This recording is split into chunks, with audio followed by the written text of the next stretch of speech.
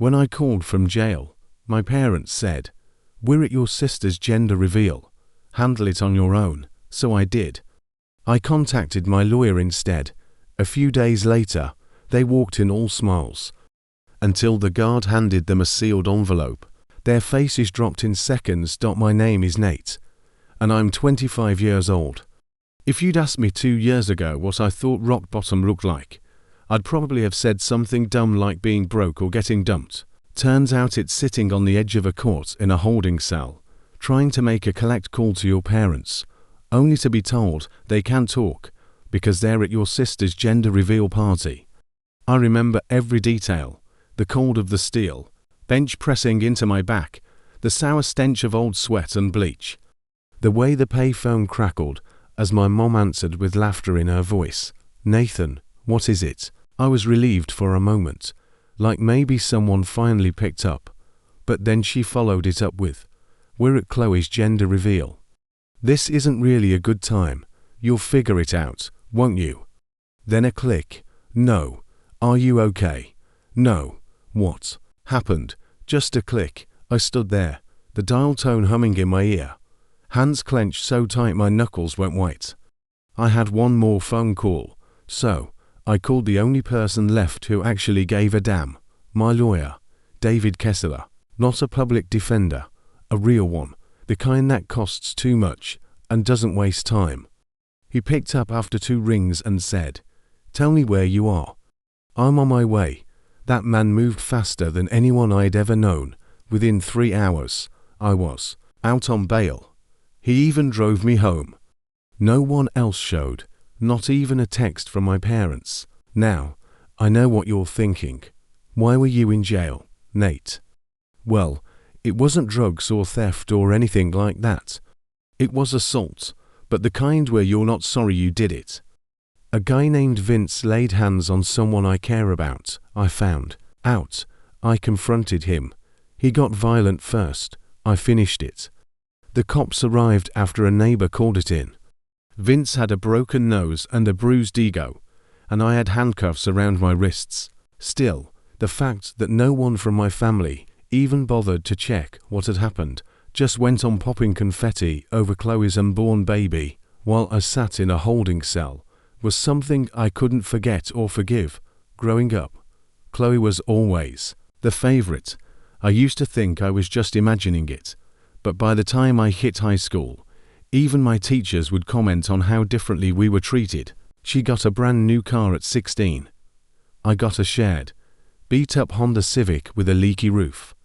Her room stayed pristine, repainted and redecorated every couple of years, like some Pinterest showroom. Mine still had glow-in-the-dark stars from when I was 10. Every time she messed up, it was someone else's fault. Me. 1C on a report card, and I was a disappointment to the family legacy. It wasn't just material stuff. It was attention, affection, support. Chloe wanted to be a lifestyle influencer, so our parents bankrolled her ring light setups, her travel content trips, her endless skincare routines.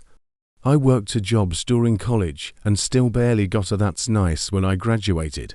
But this jail call, that was a new low. And it made something inside me snap, not in a rage kind of way, more like a slow, icy realization. They had never really seen me, and I had spent my entire life trying to earn the approval of people who only clapped when Chloe sneezed. So, I stopped reaching out for a week. I didn't call, text, or show up to anything. And sure enough, no one reached out to me either, except David. He invited me to dinner with his family, just burgers in his backyard, nothing fancy, but it was the first time in a while I felt seen, heard, human. That week turned into 2, then 3, still nothing. Chloe posted videos of the gender reveal party all over Instagram. There were pink balloons and a smoke cannon, and, of course, a custom cake. She captioned it, "It's a girl. Can't wait to welcome my little princess into this amazing family." I stared at it, sitting on my bed in my 1-bedroom apartment that I paid for by fixing VUC units. It was like watching a performance. a stage I'd never been invited onto. But then something weird happened. My parents finally called. It was a Thursday morning, and I was in the middle of writing a statement with David for my upcoming court date. My phone buzzed, and when I saw Mom flash across the screen, I hesitated before answering. "Nathan, honey," her voice was chipper to chipper. "We heard you got into some kind of situation." She said it like I'd spilled juice on a white rug. "We wanted to come visit. Your father and we're free Saturday. Is that all right?" For a moment, I didn't answer. I could hear my dad in the background muttering something about traffic on the interstate. "Sure," I said, my tone flat. "Come, by the county courthouse. I'll be there signing some papers with David." There was a pause. I almost laughed. "Oh," Mom said. "Well, okay then. We'll see you there, sweetheart." They showed up in matching sweaters and bright smiles, like it was a church bake sale. Mom even brought a Tupperware of cookies. I saw them through the glass door in the lobby, trying to act casual while glancing around for me, but I wasn't in the waiting area. I was upstairs, standing beside David, who handed me a sealed envelope and said, "This will do it." "Are you sure?" I nodded. My hands trembled, but not from nerves, from finally knowing I had the leverage to end the game they'd been playing 4 years. And this time, I was holding the board. When the guard downstairs waved them through, I watched from the landing as they stepped inside, smiles still glued to their faces. That's when the guard handed them the envelope. I couldn't hear what was said, but I saw the moment everything changed. Mom's fingers tightened on the folder. Dad's jaw tensed. Their faces dropped in seconds. They looked up in unison, scanning the room, searching, but I was already gone. I had said what I needed to in that envelope. And now I waited. I didn't go home that night. I stayed at David's place again, he offered, and I accepted, mostly because I didn't trust myself to be alone. I wasn't scared, not exactly, but I'd just taken a wrecking ball to my parents' carefully curated fantasy, and the fallout was inevitable. The next morning, I had 12 missed calls. 4 from Mom, 3 from Dad, 5 from Chloe. I didn't listen to the voicemails right away. I sat in David's guest room, still wearing the same clothes as yesterday, staring at my phone like it might explode. Finally, I pressed play. First message from Mom, voice sharp and tight. "Nathan, what is this? What's going on? Why would you do something so cruel? We your family." Second message, "Dad, I hope this is a joke. You don't know what you're messing with, son." Third, Chloe, sounding confused and more annoyed than anything else. "Okay. What did you do?" Mom's freaking out. "You better not have ruined anything for the baby, Nate." I deleted the rest. The truth was, I hadn't done anything illegal, nothing even close. But I had exposed everything they worked so hard to hide. See, while I was being ignored and dismissed and told to figure it out, I'd been quietly keeping records, bank statements, emails, text threads, everything. And it turned out my parents had been funneling money from my late grandfather's trust fund, which was originally set up for both of his grandchildren, Chloe and me. I only found out because David, being the kind of lawyer who actually reads the fine print, dug into it when I told him my parents had always claimed the trust barely had anything left after Chloe's college tuition and house down payment. But the fund hadn't been drained. It had been redirected illegally. Chloe had been getting quarterly deposits under a maintenance stipend. Mom and Dad had authorized it with forged documents stating I'd forfeited my share years ago. Of course, I never signed anything, but they'd counted on me being too disconnected, too distracted, too exhausted to ever look into it. They were almost right. The envelope I handed the guard contained notarized statements from David, copies of the trust documents, and a notice of legal action, civil fraud, breach of fiduciary duty, and a formal motion to freeze the remaining assets until the case was resolved. By the time they'd opened the envelope, their accounts had already been flagged. And just like that, the perfect family image they'd been flaunting at gender reveals and Instagram brunch began to fracture. By Monday, I got another call. This time, I answered. "Hello, Nate." My father's voice was quieter now, like he was forcing calm. "We should talk." "This has gone too far." I said nothing. He tried again. "Whatever this is, you've made your point. You're angry. We get it. But this, dragging the whole family into court, that's not what Grandpa would have wanted." That made me laugh. A dry, bitter sound. "You're right," I said. He probably wouldn't have wanted his legacy stolen and funneled into Instagram sponsorships and fake eyelashes either. There was silence on the other end. And then my dad's voice, lower now, colder. "You'll regret this." I hung up. For the next few weeks, things escalated. Chloe posted a now deleted video crying about toxic family members who ruin everything. Out of jealousy, my mom sent me emails trying to guilt-trip me, talking about how I was tearing the family apart. How many shouldn't matter more than blood? But to me, it wasn't about money. It was about finally standing up, about no longer playing the role they had written for me in a story that always ended with Chloe on the pedestal and me on the floor, sweeping up after her. David filed the lawsuit, and when the court summoned them, they finally stopped calling. In the quiet that followed, I did something I hadn't done in years. I called my grandfather's old friend, Harold. He was the executive before my parents managed to push him out of the loop, claiming I wanted nothing to do with the estate. I met him at a diner on the edge of town, just a coffee mugs between us and decades of silence. He told me things I never knew. That Grandpa had planned for me to take over his small business. That he'd even set aside a separate account for me to use when I turned 25. But it had somehow disappeared under my parents' care. By the time I left that diner, I had more than evidence. I had clarity. I'd spent my whole life trying to be the version of Nate they could tolerate. The quiet one, the helper, the afterthought. Now, I was something else entirely. And the next time I saw them, it wouldn't be at a birthday or a baby shower or another picture-perfect party with pastel decorations. It would be in court, front row. I'd be on the plaintiff's side, and they'd be sitting across from me, facing questions, consequences, and the judge who didn't care about gender reveals or family dinners. Just facts and the truth. The courtroom was colder than I expected. Not in temperature, just in atmosphere. Everything felt sharp, echoey, unforgiving. The kind of place where excuses don't land and fake smiles die on arrival. I sat beside David at the plaintiff's table in a navy suit. He insisted I wear it. "First impressions matter," he'd said. "You're not the angry kid in the corner anymore. You're the one holding the truth." I believed him, or I was trying to. Across the room, my parents looked smaller than I remembered. My mother wore a stiff cream blazer that probably cost more than my car.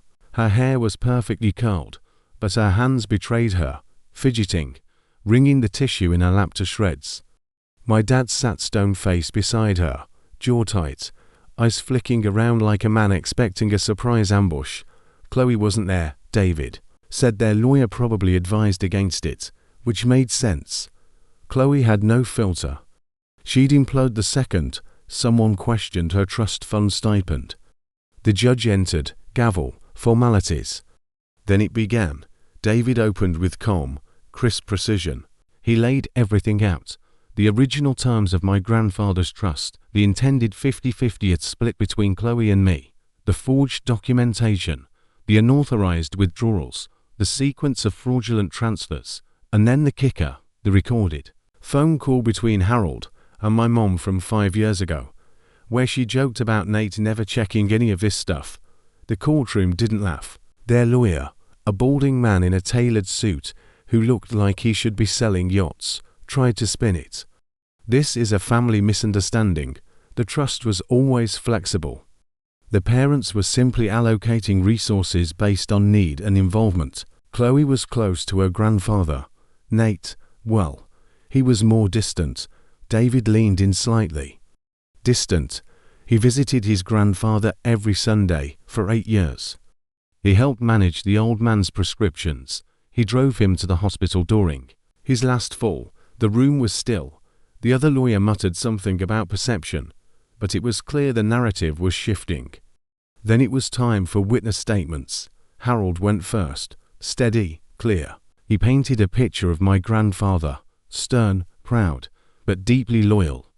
He loved both grandkids, Harold said, but he was always worried about Nate being overlooked. That's why he made things equal, he said. If anything happens to me, I don't want Nate to be at anyone's mercy. Then I was called. I didn't want to speak like a victim, so I didn't. I talked about what it felt like growing up invisible. About the time I broke my arm at 13 and had to wait 2 hours for someone to come get me from near because Chloe was getting her nails done with Mom. About the night I graduated from trade school and no one showed up because they were at Chloe's boyfriend's album launch. About the gender reveal call from jail. My voice cracked there, not from anger, but something deeper. The ache of being seen only when I'd become useful or threatening. The years I wasted trying to earn scraps of affection. The hollow feeling of realizing that blood ties mean nothing if you're just a background character in someone else's story. The judge didn't say much, but she nodded once, slowly. When I stepped down, I caught a glimpse of my mother's face. Her eyes were glossy, but not from guilt, from fear. The next day, everything moved fast. David filed for an emergency injunction to freeze not just the remaining trust assets, but any joint marital accounts they used to fund Chloe's influencer lifestyle. Their lawyer objected violently, said it was overreach, said I was trying to destroy their lives out of spite. David didn't even raise his voice. He just held up a printed sheet of Chloe's Instagram post from a year ago where she wrote, "Shout out to my amazing parents for the housewarming gift." Yes, that's a Tesla, with a photo of her posing in front of a Model Y gifted from my trust fund. The judge signed the freeze order. By the following week, their accounts were locked. Their lawyer tried to negotiate. He offered partial repayment, apologies, mediation. I refused. This wasn't about settling quietly. This was about telling the truth out loud, for once, in a room where everyone had to listen. Meanwhile, Chloe started to unravel. She posted a long-winded Instagram story, claiming she was the victim of jealous male energy, and how family money doesn't mean ownership. It backfired. Her sponsors dropped her within days. Turns out brands don't like being linked to financial fraud investigations. And my parents, they stopped showing up to court, started sending letters instead, first through their lawyer, then handwritten ones, apologies, regret, the classic, "We didn't know how much we were hurting you," followed by, "You're punishing your own parents." Then eventually, "We just want to talk." I didn't respond, because by then I had something else to focus on. David had just informed me that the judge was considering a full transfer of control, naming me sole trustee of what was left of the estate. A chance not just to reclaim what was mine, but to decide what happens next. And just when I thought it couldn't get more surreal, just when things started settling into place, there was a knock at my apartment door one evening. I opened it, and there stood Chloe. No cameras, no ring lights, no filters, just her. And the first words out of her mouth were, "You don't have to ruin all of us." I didn't say anything. I just stepped aside and let her in, because I needed to hear what came next. She stood in the doorway for a long moment before stepping inside, arms crossed, jaw tight. The last time I'd seen Chloe in person, she'd been surrounded by pastel balloons and photographers eating pink frosted cupcakes, while I sat behind bars. Now she looked deflated, not tired. No, tired can still be glamorous. She looked real, makeup uneven, hair pulled back in a messy bun, hoodie hanging off one shoulder, and shadows under her eyes that not even her best concealer could hide. She glanced around my apartment like it was a foreign country. "This is where you live?" I didn't bother answering. She already knew. She sat down stiffly on the edge of the couch, hands clasped together, like she wasn't sure what to do with them. I stayed standing. Look, she said finally. I didn't come here to fight. Good, I replied, because we're past that. Her lips twisted slightly. Then what are we? Past fixing. I tilted my head. We were never broken, Chloe. We just weren't the same story. She looked down, picking at her thumbnail. Mom and Dad are losing it. They hired some crisis consultant.